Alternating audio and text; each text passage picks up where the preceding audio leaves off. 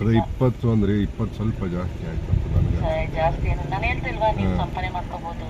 ಯಾಕಂದ್ರೆ 20 ಅಂದರೆ 20 ಲಕ್ಷ ತನಕ ನೀವು ಹೇಳ್ತಾ ಇರೋದು. 20,000 20 ಲಕ್ಷನಾ? ಸರ್ ಚೆನ್ನಾಗಿ ಹೇಳಿದ್ರಿ ಸರ್. 20,000 ನಾನೇ ಕೊಟ್ಬಿಡ್ತೀನಿ ಸರ್. 20 ಲಕ್ಷನಾ?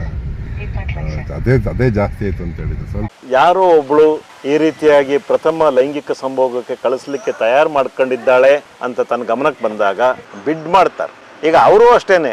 ಈಗ ನೋಡಿ ಸರ್, ಅವರು ಸಾರು 30 ಲಕ್ಷ ಅಂತ ಹೇಳಿದ್ದಾರೆ, ನೀವು 35 ಲಕ್ಷ ಕೊಡೋದಾದ್ರೆ ನೀವು ಕೊಡ್ತೀನಿ. ಇಲ್ಲಿ ಒಂದು ಡಿಸ್ಕಷನ್ ಆಗುತ್ತೆ. ಆ ಡಿಸ್ಕಷನ್ ತುಂಬ ಹೃದಯ ಎದೆ ಕಲ್ಕುವಂಥ ಡಿಸ್ಕಷನ್. ಒಂದು ಮಗು ಯಾವ ರೀತಿ ಒಂದು ವಸ್ತುವಾಗಿ ನೋಡಿ ಸರ್, ನಿಮಗೆ 30 ಲಕ್ಷ ಅಷ್ಟೇ ನಾನು ಹೇಳ್ತಿರೋದು. ಋತುಮತಿಯಾಗಿ ಬರುವಂತಹ 12-13 ವರ್ಷದ ಹೆಣ್ಣು ಮಗು ಇದ್ದಾಳಲ್ಲ, ಆಕೆಯ ಜೊತೆಯಲ್ಲಿ ಲೈಂಗಿಕವಾಗಿ ಕೂಡಿದ್ರೆ, ಲೈಂಗಿಕವಾಗಿ ಅವರು ಸಂಪರ್ಕ ಇಟ್ಕೊಂಡು ಸಂಭೋಗ ಮಾಡಿದಾಗ ಆಕೆ ಅವರು ಈ ಥರದೊಂದು ಮಗುವನ್ನ ತಂದಿದ್ದಾರೆ ಸರ್, ಏನು ಮಾಡೋದು, ನನಗೆ ಇಮಿಡಿಯೇಟ್ ಆಗಿ ನೀವು ಏನಾದ್ರು ರಕ್ಷಣೆ ಮಾಡಲಿಲ್ಲ ಅಂತಂದ್ರೆ ನಾನು ಕೈ ಬಿಟ್ಬಿಟ್ರೆ ಅವಳು ಬೇರೆ ಯಾರನ್ನಾದ್ರೂ ಹುಡ್ಕೊಂಡ್ಬಿಟ್ರೆ ನಮಗೆ ಲಿಂಕೇ ಹೊರಟೋಗುತ್ತೆ. ಯಾವ ಕಾರಲ್ಲಿ ಬಂದಿದ್ದಾರೆ ಎಲ್ಲವನ್ನೂ ನೋಡ್ತಾರೆ. ನಾವು ಮಾರುತಿ ಕಾರಲ್ಲಿ ಬಂದರೆ ಡೌಟ್ ಬರುತ್ತೆ. ಅವ್ರು 25 ಲಕ್ಷ ಕೊಡುವವನು ಮಾರುತಿ ಕಾರಲ್ಲಿ ಬರ್ತಾರಾ? ಇವರ ರೋಗಗಳು ನಿವಾರಣೆ ಆಗ್ತದೆ. ಅದೇ ರೀತಿಯಾಗಿ ಷಂಡತ್ವ ಅನ್ನುವಂಥದ್ದು ಆಕ್ರಮಿಸ್ಕೊಳ್ತಾ ಹೋದಾಗ, ವಯಸ್ಸು ಏರ್ತಾ ಹೋದಾಗ, ಅಂದರೆ ಇಳಿ ವಯಸ್ಸಿಗೆ ಬರ್ತಾ ಇದ್ದಾಗ, ದೇಹ ಸಾಮರ್ಥ್ಯ ಕಡಿಮೆ ಆಗ್ತಿದ್ದಾಗ ಆತ ಒಂದು ರೀತಿ ನರಭಕ್ಷಕಂತರ ಆಗ್ತಾನೆ. ಮಾತುಕತೆಯನ್ನು ಸ್ಟಾಪ್ ಮಾಡಬೇಡ, ಆಕೆ ಜೊತೆಯಲ್ಲಿ ಒಂದು ಕಾಂಟ್ಯಾಕ್ಟನ್ನು ಇಟ್ಕೋ, ಸಿಗ್ತಾರೆ ಅಂತಲೇ ಹೇಳಿರು, ನಾವು ನೋಡೋಣ ಅಂತ ಹೇಳಿರು. ನಿಮಗೆ ಒಂದು ಒಳ್ಳೆ ಹೆಂಗಸರುಗಳು ಸಿಗ್ಬೋದು, ಆದರೆ ಈಗಷ್ಟೇ ಋತುಮತಿಯಾಗಿರುವ ಮಗು ಸಿಗುತ್ತಾ ಸರ್? ನೀವು ಎಷ್ಟೇ ದುಡ್ಡು ಕೊಟ್ಟರು ಕೂಡ ಆಸ್ಪತ್ರೆಗೆ ಹೋಗಿ ಸರ್ಟಿಫಿಕೇಟ್ ಮಾಡಿಸಿ. ಮಾನವೀಕ್ಷಕರೇ, ವಿಶೇಷ ಅಂತ ಹೇಳಿದ್ರೆ ನಾನಿವತ್ತು ಮೈಸೂರಿನ ಒಡನಾಡಿ ಸಂಸ್ಥೆಯಲ್ಲಿದ್ದೇನೆ. ರಾಜ್ಯವೇ ನಿನ್ನೆ ಒಂದು ಘಟನೆ ನಡೆಯುತ್ತೆ, ಬೆಚ್ಚಿ ಬೀಳುವಂಥ ಘಟನೆ. ಅದು ತುಂಬ ವಿಚಿತ್ರ. ಅಂದರೆ ಆ ಪದ ಪ್ರಯೋಗನೂ ಮಾಡ್ಲಿಕ್ಕೆ ಬರೋದಿಲ್ಲ, ವಿಶೇಷವಾಗಿ ಮಕ್ಕಳ ವಿಷಯದಲ್ಲಿ. ಅದರಲ್ಲಿ ಋತುಮತಿ ಅನ್ನುವಂಥದ್ದು ಕೇಳ್ತೀರ. ಈ ರೀತಿಯ ವಿಕೃತವಾದ ಮನಸ್ಥಿತಿಯ ವ್ಯಕ್ತಿಗಳೂ ನಮ್ಮ ಸಮಾಜದಲ್ಲಿದ್ದಾರೆ. ಅದೆಲ್ಲದಕ್ಕಿಂತ ಹೆಚ್ಚಾಗಿ ಅದನ್ನು ಬಯಸುವಂಥವರು ಇದ್ದಾರೆ, ಅದನ್ನು ಆ ಬೈಕೇನೆ ಪೂರ್ತಿ ಮಾಡುವಂಥವ್ರು ಈ ಸಮಾಜದಲ್ಲೇ ಇದ್ದಾರೆ ಅಂದಾಗ ತುಂಬಾ ದುರಾದೃಷ್ಟ. ನಾವಿಷ್ಟೆಲ್ಲ ಮುಂದುವರೆದಿದ್ದೇವೆ, ಎಲ್ಲ ನಮ್ಮ ಹತ್ರ ಇದೆ, ನಾವು ಎಲ್ಲಿ ಇದ್ದೇವೆ, ಯಾವ ಸಮಾಜದಲ್ಲಿ ಇವತ್ತು ಬದುಕ್ತಾ ಇದ್ದೇವೆ ಅನ್ನುವಂಥದ್ದು ನಿನ್ನೆ ನಮ್ಮ ರಾಜ್ಯದಲ್ಲಿ, ಅದು ವಿಶೇಷವಾಗಿ ಮೈಸೂರಿನಲ್ಲಿ ಒಂದು ಘಟನೆ ನಡೀತೆ. ಆ ಘಟನೆ ನೋಡಿದಾಗ ನಮ್ಗೆ ಅನ್ಸುತ್ತೆ ಮಕ್ಕಳ ಭವಿಷ್ಯ ಏನಂತ ಹೇಳಿ. ಅದರಲ್ಲಿ ತುಂಬಾ ಆಪತ್ ಬಾಂಧವರಾಗಿ ಬರುವುದಂತ ಹೇಳಿದ್ರೆ ಸ್ಟ್ಯಾನ್ಲಿ ಸರ್. ಯಾಕಂತ ಹೇಳಿದ್ರೆ ನಿಮ್ಗೆಲ್ಲ ಗೊತ್ತು, ನಿನ್ನೆ ಈ ದೊಡ್ಡ ಘಟನೆ ಎಲ್ಲಾ ಕಡೆನೂ ಈಗಾಗಲೇ ನೀವು ಮಾಧ್ಯಮದಲ್ಲಿ ನೀವು ನೋಡಿರ್ತೀರ. ಇವತ್ತು ನಾವು ಅವ್ರ ಹತ್ರನೇ ಕೇಳ್ತಾ ಹೋಗುವ, ನಿಜವಾಗ್ಲೂ ಈ ಘಟನೆ ಏನಾಯ್ತು, ಏನ್ ನಡೀತು, ಮತ್ತೆ ಇದು ಸಮಾಜಕ್ಕೆ ಯಾವ ರೀತಿಯ ಅರ್ಥ ಕಲ್ಪಿಸುತ್ತೆ ಈ ರೀತಿ. ಆಮೇಲೆ ಈ ರೀತಿ ಮನುಷ್ಯನಲ್ಲಿ ಚಾಂಚೆಗಳು ಇರ್ತಾವ ಅನ್ನೋದು ಸಾಮಾನ್ಯ ಜನರಿಗೆ ಗೊತ್ತಿರೋದಿಲ್ಲ. ಹೀಗಾಗಿ ಇವತ್ತು ಸ್ಟ್ಯಾನ್ಲಿ ಸರ್ ಹತ್ರನೇ ಕೇಳ್ತಾ ಹೋಗುವ. ನಿಮ್ಗೆಲ್ಲ ಗೊತ್ತಾವ, ಹಿಂದೆ ಅವ್ರು ಬೇಕಾದಷ್ಟು 36 ವರ್ಷದಿಂದ ಅವರು ಮಾಡಿರುವಂತ ಕೆಲಸಗಳ ಬಗ್ಗೆ ನಿಮ್ಗೆ ಗೊತ್ತಿರುತ್ತೆ. ಹೀಗಾಗಿ ವಿಶೇಷವಾಗಿ ನಿನ್ನೆ ಏನ್ ನಡೀತು, ಆ ಘಟನೆ ಇವ್ರ ಮುಂದೆ ಹೇಗೆ ಬರುತ್ತೆ, ನಂತರ ಏನ್ ನಡೀತು ಅನ್ನುವಂಥದ್ದು ಅವ್ರ ಹತ್ರನೇ ಕೇಳ್ತಾ ಹೋಗ. ಬನ್ನಿ ದಯವಿಟ್ಟು ಸರ್. ತುಂಬಾ ಧನ್ಯವಾದ. ನಮಸ್ಕಾರ. ರಾಜ್ಯವೇ ಒಂದು ಬೆಚ್ಚಿ ಬೀಳುವ ಘಟನೆ ನಿನ್ನೆ ರಾಜ್ಯದಲ್ಲಿ ನಡೆಯುತ್ತೆ. ವಿಶೇಷವಾಗಿ ಋತುಮತಿ ಅನ್ನುವಂತ ಒಂದು ಇದು ಪ್ರಕರಣವನ್ನ ನಾವು ವೇಶ್ಯಾವಾಟಿಕೆಗಿಂತ ಸ್ವಲ್ಪ ಭಿನ್ನವಾಗಿ ನೋಡಬೇಕಾಗಿದೆ. ಜಾಗತಿಕವಾಗಿ ನೆಲೆ ಊರಿರುವಂತಹ ಒಂದು ಮಿಥ್ಯೆ ಇದೆ. ಮಿಥ್ಯೆ ಏನು ಅಂತಂದ್ರೆ ಅದಕ್ಕೂ ಒಂದು ಹಿನ್ನೆಲೆ, ಅದಕ್ಕೊಂದು ಇತಿಹಾಸ ಇದೆ. ಹೇಳಿ ಕೇಳಿ ಜಗತ್ತು ಒಂದು ರೀತಿಯಾದಂತಹ ಪುರುಷ ಪ್ರಧಾನವಾದಂತಹ ಜಗತ್ತು. ಹೇಳೋದ್ರಲ್ಲಿ ಅತಿಶಯೋಕ್ತಿ ಏನಿಲ್ಲ. ಪುರುಷರಿಂದ ಆಳ್ವಿಕೆಗೊಳಪಟ್ಟಂಥ ಜಗತ್ತು. ಪುರುಷರು ಸ್ವಲ್ಪ, ನಾನು ಎಲ್ಲರ ಬಗ್ಗೆ ಹೇಳ್ತಿಲ್ಲ, ಜಾಸ್ತಿ ನಮಗೆ ಜೆನೆಟಿಕಲ್ ಆಗಿ ಪುರುಷನಿಗೆ ಅಧಿಕಾರ ಅನ್ನುವಂಥದ್ದು, ಆಕ್ರಮಣಶೀಲ ಪ್ರವೃತ್ತಿ ಬರುವಂಥ, ಆಮೇಲೆ ಹತೋಟಿಗೆ ತಗೊಳ್ಳುವಂಥ, ಅಂದರೆ ಕಸ್ಟೋಡಿಯನ್ ಅಂತ ಹೇಳುವಂಥ, ಇವೆಲ್ಲವೂ ಜೆನೆಟಿಕಲ್ ಆಗಿ ಬಂದಂತಹ ಬಳವಳಿಗಳು. ಅದನ್ನು ನಾವು ಪ್ರಯತ್ನಪೂರ್ವಕವಾಗಿ ನಿಗ್ರಹಿಸಿಕೊಂಡು ನಾವು ಮನುಷ್ಯರಾಗ್ತಾ ಹೋಗಬೇಕಾಗಿದೆ. ಸಹಜವಾಗಿ ಬೆಳೆಯುವಂಥವರಿಗೆ ಈ ಲೈಂಗಿಕ ತೃಷೆ ಅದೊಂದು ಆಕ್ರಮಣಶೀಲವಾದಂಥದ್ದು. ಅದು ಅದಾಗಿ ಬರಲಿ ಅಥವಾ ಬರಲಿಲ್ಲ ಅಂದರೆ ಅದನ್ನು ಹೇಗೆ ಪಡಿಬೇಕು ಅಂತಾದ್ರೂ ಹಾಕ್ತಾರೆ, ಅಥವಾ ಅದಕ್ಕೋಸ್ಕರನೇ ಯುದ್ಧಗಳು ನಡೆದಿದ್ದಾವೆ. ನೀವು ಹಳೆಯ ಯಾವುದೇ ಇತಿಹಾಸ ತಗೊಂಡ್ರೆ ಯುದ್ಧ ಆದಾಗ ಅಲ್ಲಿ ವಲ್ನರೇಬಲ್ ಪೊಸಿಷನ್ ಅಲ್ಲಿ ಸಿಕ್ಕಾಕೊಳ್ತಾ ಇರುವಂಥದ್ದು ಮಹಿಳೆಯರು ಮತ್ತು ಮಕ್ಕಳನ್ನು ಕೊಂಡೊಯ್ಯುವಂಥದ್ದು ಅದು ಜಗತ್ತಿನ ಇತಿಹಾಸದುದ್ದಕ್ಕೂ ಕಂಡು ಬರುವಂತ ಸಂಗತಿ. ಪುರಾಣಗಳಲ್ಲೂ ಕೂಡ ನಾವು ಅದನ್ನ ಕಾಣ್ತಾ ಬರ್ತಿದ್ದೀವಿ. ಅದ್ರ ಬಗ್ಗೆ ಮಾತಾಡೋದು ಬೇಡ. ಒಂದಿಷ್ಟು ಹಿನ್ನೆಲೆ ಕೊಟ್ಟೆ. ಇಲ್ಲಿ ಮನುಷ್ಯನಿಗೆ ಎರಡು ವಿಚಾರ ಇದೆ. ಒಂದು ಸೆಕ್ಷುವಲ್ ಸೈಕಾಲಜಿ ಇದೆ. ಸೆಕ್ಸ್ ಅನ್ನೋದೇ ಸೈಕಾಲಜಿಕಲ್ ಆಸ್ಪೆಕ್ಟ್ಸ್. ಅದು ಒಬ್ಬನಿಂದ ಒಬ್ಬನಿಗೆ ಭಿನ್ನವಾಗಿಯೇ ಇರುತ್ತೆ. ನೀವು ಒಂದೇ ರೀತಿ ಸೆಕ್ಷುವಲ್ ಅರ್ಜ್ಗಳಾಗಲಿ, ಸೆಕ್ಷುವಲ್ ಆ್ಯಟಿಟ್ಯೂಡ್ಗಳಾಗಲಿ, ಸೆಕ್ಷುವಲ್ ಕಾಂಟ್ಯಾಕ್ಟ್ಗಳು, ಸೆಕ್ಷುವಲ್ ಆಕ್ಟಿವಿಟೀಸ್ನ ನಾವು ನೋಡ್ಲಿಕ್ಕೆ ಬರೋದಿಲ್ಲ. ಅದು ನಿಮ್ಮ ಮೆದುಳಲ್ಲಿ ಉತ್ಪತ್ತಿಯಾಗುವಂತಹ ಚಿತ್ರಣಗಳು, ಸೆಕ್ಸ್ ಅನ್ನುವಂಥದ್ದು. ಅದೊಂದು. ಎರಡನೇದು, ಯಾವಾಗ ಪುರುಷತ್ವ ಅನ್ನುವಂಥದ್ದು ಕಡಿಮೆಯಾಗಿ ಷಂಡತ್ವ ಅನ್ನುವಂಥದ್ದು ಆಕ್ರಮಿಸ್ಕೊಳ್ತಾ ಹೋದಾಗ, ವಯಸ್ಸು ಏರ್ತಾ ಹೋದಾಗ, ಅಂದರೆ ಇಳಿ ವಯಸ್ಸಿಗೆ ಬರ್ತಾ ಇದ್ದಾಗ, ದೇಹ ಸಾಮರ್ಥ್ಯ ಕಡಿಮೆ ಆಗ್ತಿದ್ದಾಗ ಆತ ಒಂದು ರೀತಿ ನರಭಕ್ಷಕಂತರ ಆಗ್ತಾನೆ. ಹೇಗೆ ಹುಲಿ ಅನ್ನುವಂಥ ಉಗುರುಗಳನ್ನ ಕಳ್ಕೊಂಡು ಹಲ್ಲುಗಳನ್ನು ಕಳ್ಕೊಂಡಾಗ ಅವ್ರಿಗೆ ಸುಲಭವಾದಂತಹ ಬೇಟೆ ಯಾರು ಅಂತಂದ್ರೆ ದನ ಕರುಗಳು, ಇಲ್ಲ ಹಳ್ಳಿ ಬದಿಯಲ್ಲಿ ಬೇಸೆಗೆ ಹೋಗುವಂತ ಮಹಿಳೆಯರು, ಅದರಲ್ಲೂ ಮಹಿಳೆಯರು, ಮಕ್ಕಳು, ಮುದುಕರು ಇಂಥದ್ನ ಬೇಟೆ ಆಡ್ತದೆ. ಇದು ಬೇಟೆ ಇನ್ಸ್ಟಿಂಕ್ಟ್. ಇದು ಅದು ಮತ್ತೆ ಅನಿವಾರ್ಯ ಕೂಡ. ಹುಲ್ಲು ತಿನ್ಕೊಂಡು ಬೆಳೆಯಕ್ಕೆ ಬರೋದಿಲ್ಲ ಅದಕ್ಕೆ, ಅಥವಾ ಬೇರೆ ಏನಾದ್ರು ತಿನ್ಕೊಂಡು ಬದುಕೋಣ ಅಂತಂಥದ್ದು ಇಲ್ಲ. ಇದು ಒಂದು ವಾಂಚಲ್ಯ ಕೆಟ್ಟದಾಗಿ ಬೆಳೆಸ್ಕೊಂಡಿರುತ್ತೆ. ಇದನ್ನು ನಿಮಗೆ ಒಂದು ಸಣ್ಣ ಉದಾಹರಣೆ ಕೊಡ್ತಾ ಇರೋದು. ಅದೇ ರೀತಿಯಾಗಿ ಈ ಪುರುಷರಲ್ಲಿ ಮೇಲ್ಮಟ್ಟದಲ್ಲಿ ಇರುವಂಥ ಆರ್ಥಿಕವಾಗಿ ಹಣಕಾಸಿನ ದರ್ದಿಲ್ದಿರುವಂತಹ ಜನಗಳು, ಹೈ ಸೊಸೈಟಿಲಿ ಇರುವಂಥವ್ರು ಏನು ಮಾಡ್ತಾರೆ ಅಂತಂದರೆ ಒಂದು ಡಿಮ್ಯಾಂಡನ್ನು ಸೃಷ್ಟಿ ಮಾಡ್ತಾರೆ. Again I am telling, it is a universal myth. ಇದು ಆಫ್ರಿಕನ್ ಕಂಟ್ರಿಗಳಲ್ಲೂ ನೋಡಿದ್ದೀವಿ, ಅಮೇರಿಕಾ, ಯುರೋಪಿಯನ್ ಕಂಟ್ರಿಗಳಲ್ಲೂ ನೋಡಿದ್ದೀವಿ, ಏಷ್ಯಾ ಕಂಟ್ರಿಗಳಲ್ಲೂ ಕೂಡ ಇದೆ. ಹೆಣ್ಣು ವಯಸ್ಸು ದಾಟಿ ಹೋದಾಗ ಆಕೆಯ ಸೈಕಾಲಜಿ ಬದಲಾವಣೆ ಆಗುತ್ತೆ, ನಾವು ಒಪ್ಕೋಬೇಕು. 60 ವರ್ಷ 70 ವರ್ಷ ಹೋಗ್ತಿದ್ದಾಗ ಆಕೆ ಪರಿಪೂರ್ಣವಾದ ಹೆಣ್ಣಾಗಿ ಉಳ್ಕೋತಾರೆ, ತಾಯಿ ಆಗ್ತಾಳೆ, ಅಜ್ಜಿ ಆಗ್ತಾಳೆ ಒಂದು ಮಗುಗೆ. ಆಕೆ ವಯಸ್ಸಿನಲ್ಲಿ ಏನೇ ಆಗಿರಲಿ, ಒಂದು ವೇಳೆ ವೇಶ್ಯನೇ ಆಗಿರಲಿ, ಆದರೆ 60-70 ಬಂದಾಗ ಆಕೆ ನಿಜಕ್ಕೂ ಕೂಡ ಒಬ್ಬಳು ತಾಯಿಯ ಹಾಗೆ, ಅಜ್ಜಿಯ ಹಾಗೆ ವಾತ್ಸಲ್ಯಮಯವಾಗಿ ನೋಡೋದನ್ನ ನೋಡ್ತೀವಿ. ಆದರೆ ಪುರುಷರಾಗಲ್ಲ. ಪುರುಷರು ವಯಸ್ಸಾಗ್ತಾ ಆಗ್ತಾ ಆಗ್ತಾ ಆಗ್ತಾ ದೇಹ ಬಳಲಿ ಹೋಗ್ತಾ ಇದ್ರು ಕೂಡ ಅವರು ಹುಣಸೆ ಮರದ ರೀತಿಯಲ್ಲಿ ಅವ್ರದ್ದು ಮನಸ್ಸು ಮುಪ್ಪಾಗಲ್ಲ. ಅವರಿಗೆ ಹರಿಯದ ಹೆಣ್ಣುಮಕ್ಕಳು ಬೇಕಾಗಿರುತ್ತೆ ಅನ್ನುವಂಥದ್ದನ್ನು ನಾವು ಸಾವಿರಾರು ಉದಾಹರಣೆಗಳಲ್ಲಿ ನೋಡ್ತೇವೆ. ರಾಜಕಾರಣಿಗಳಾದಿಯಾಗಿ, ಉದ್ಯಮಿಗಳಾದಿಯಾಗಿ ಎಲ್ಲರೂ ಇದರಲ್ಲಿ ಸಿಕ್ಕಾಕೊಂಡಂಥವ್ರನ್ನ ನಾವು ಉದಾಹರಣೆಗಳನ್ನ ಕೊಡ್ಬೋದು. ಬಿಡಿ, ಅದು ಇಬ್ಬರಿಗೂ, ಹೆಣ್ಣಿಗೂ ಗಂಡಿಗಿರುವ ವ್ಯತ್ಯಾಸ ನಾನು ಹೇಳ್ತಾ ಇದ್ದೆ. ಇಲ್ಲಿ ಷಂಡತ್ವ ಆಗಲಿ ಅಥವಾ ಲೈಂಗಿಕ ರೋಗಗಳಿದೆಯಲ್ಲ, ಯಾವುದೋ ರೋಗಗಳು, HIV-ನೋ, ಏಡ್ಸೋ ಅಥವಾ ಇನ್ಯಾವುದೋ ಸಿಫಿಲಿಸು, ಮತ್ತೊಂದು ರೋಗಗಳಿಗೆ ಒಳಗಾದಂತಹ ಗಂಡಸರು ಈ ಪ್ರಥಮ ಲೈಂಗಿಕ ಸಂಭೋಗ, ಈ ಋತುಮತಿಯಾದ ಮಗುವಿನ ಜೊತೆಯಲ್ಲಿ ಪ್ರಥಮ ಲೈಂಗಿಕ ಸಂಭೋಗವನ್ನು ಋತುಮತಿಯಾಗಿ ಬರುವಂತಹ 12-13 ವರ್ಷದ ಹೆಣ್ಣುಮಗು ಇದ್ದಾಳಲ್ಲ, ಆಕೆಯ ಜೊತೆಯಲ್ಲಿ ಲೈಂಗಿಕವಾಗಿ ಕೂಡಿದ್ರೆ, ಲೈಂಗಿಕವಾಗಿ ಅವರು ಸಂಪರ್ಕ ಇಟ್ಕೊಂಡು ಸಂಭೋಗ ಮಾಡಿದಾಗ ಇವರ ರೋಗಗಳು ನಿವಾರಣೆ ಆಗ್ತದೆ. ಅದೇ ರೀತಿಯಾಗಿ ಪುರುಷತ್ವ ಕ್ರೋಢೀಕೃತ ಆಗುತ್ತೆ ಅಂತ ಹೇಳುವಂತಹ ಒಂದು ಭ್ರಾಂತು, ಅದೇ ರೀತಿ ಮಿಥ್ಯೆ ಜಾಗತಿಕವಾಗಿ ಇರುವಂಥದ್ದು. ಇದನ್ನ ವೀರ್ಯ ಜಾಸ್ತಿ ಆಗುತ್ತೆ ಅಂತೀರಾ? ಹೌದೌದು, ವೀರ್ಯ ಆಗುತ್ತೆ ಅಂತ ಹೇಳೋದು ನಾನು ಹೇಳ್ತಿರೋದಲ್ಲ, ಅವ್ರಿಗೆ ಭ್ರಾಂತಿ ಒಂದು ತಲೆಯಲ್ಲಿದೆ, ಒಂದು ತಲೆಯಲ್ಲಿ ಬಂದ್ಬಿಟ್ಟಿದೆ. ಅದು ಭ್ರಮೆ, ಒಂದು ಮೌಢ್ಯ.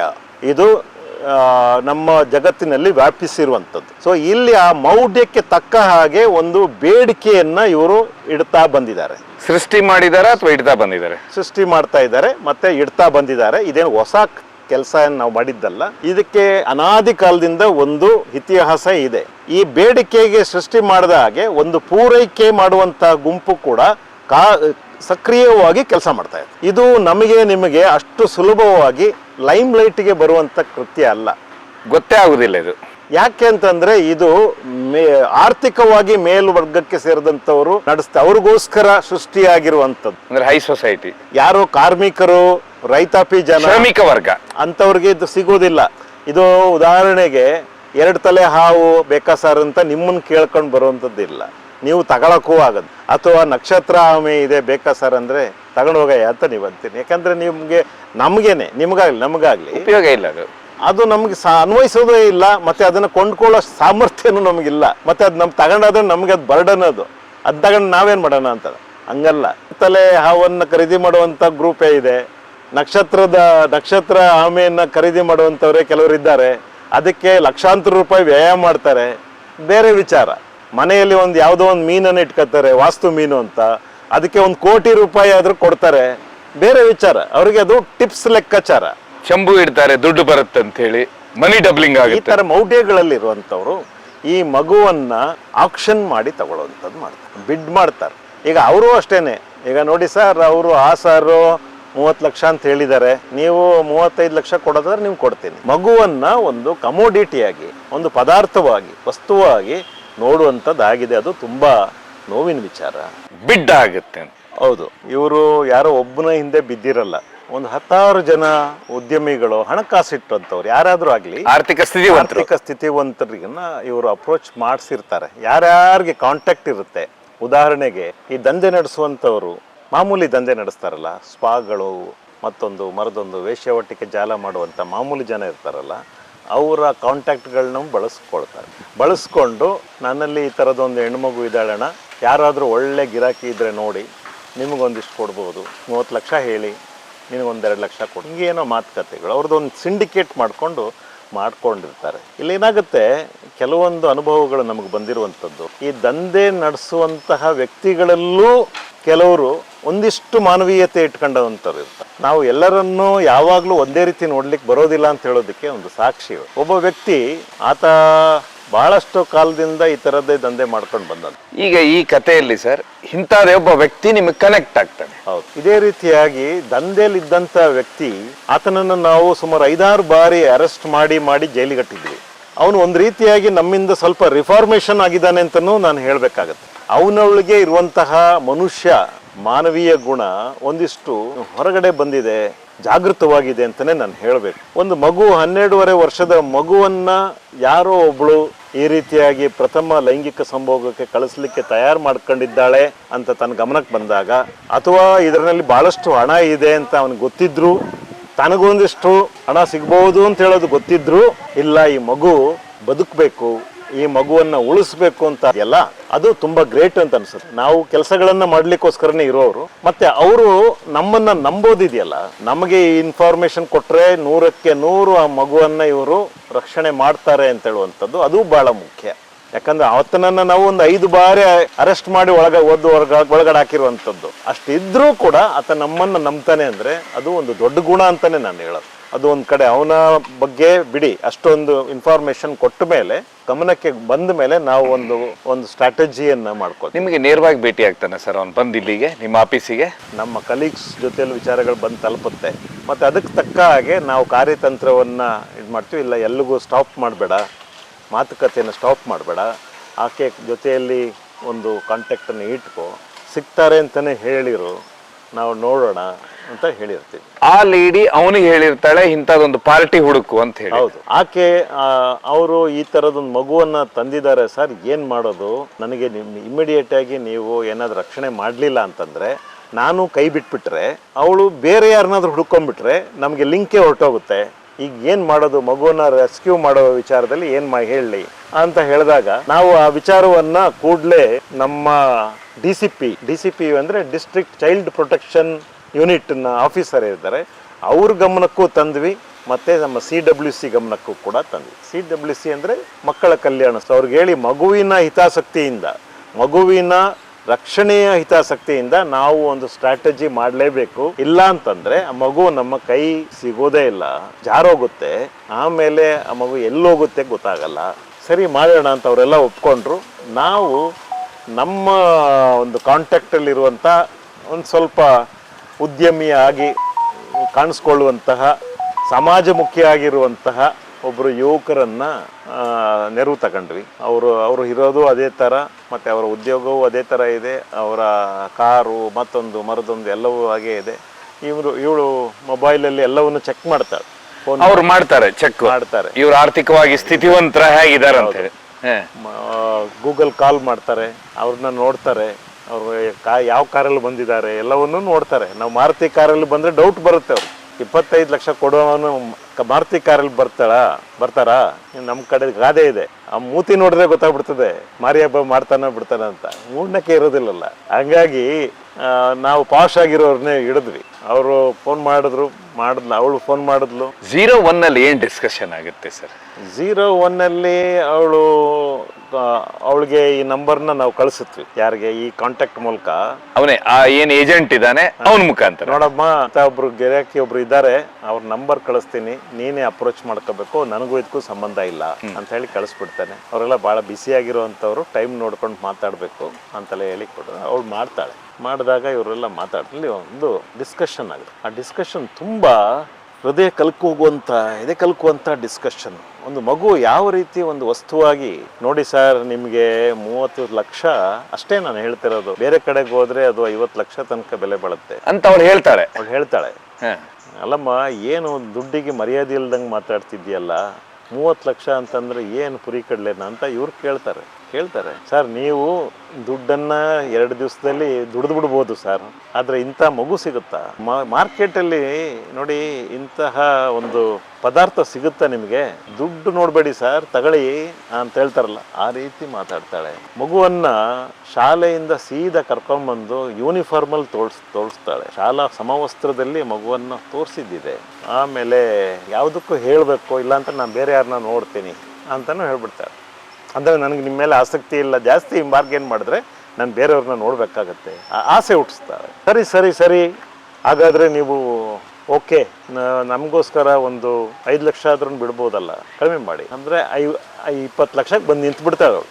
20 ಲಕ್ಷಕ್ಕೆ ಬಂದು ನಿಲ್ತಾಳೆ. ಅದನ್ನೂ ಕೂಡ ನಾವು ಆಫೀಸರ್ಸ್ ಗಮನಕ್ಕೆಲ್ಲ ತರ್ತೀವಿ. ಸೊ ಇದರಲ್ಲಿ ಒಂದು ಇಂಟರ್ಫಿಯರ್ ಮಾಡ್ತೀನಿ. 20 ಲಕ್ಷ 25 ಲಕ್ಷ ಯಾಕೆ ಅವಳು ಡಿಮಾಂಡ್ ಮಾಡ್ತಾಳೆ? ಅದರಲ್ಲಿ ಏನು ಕಾರಣಗಳು ಹೇಳ್ತಾಳೆ ಸರ್? ಅವಳು ಹೇಳ್ತಾಳೆ, ನೋಡಿ ಅವಳು ಸೋಷಿಯಲ್ ವರ್ಕರ್ ಥರ ಮಾತಾಡ್ತಾಳೆ.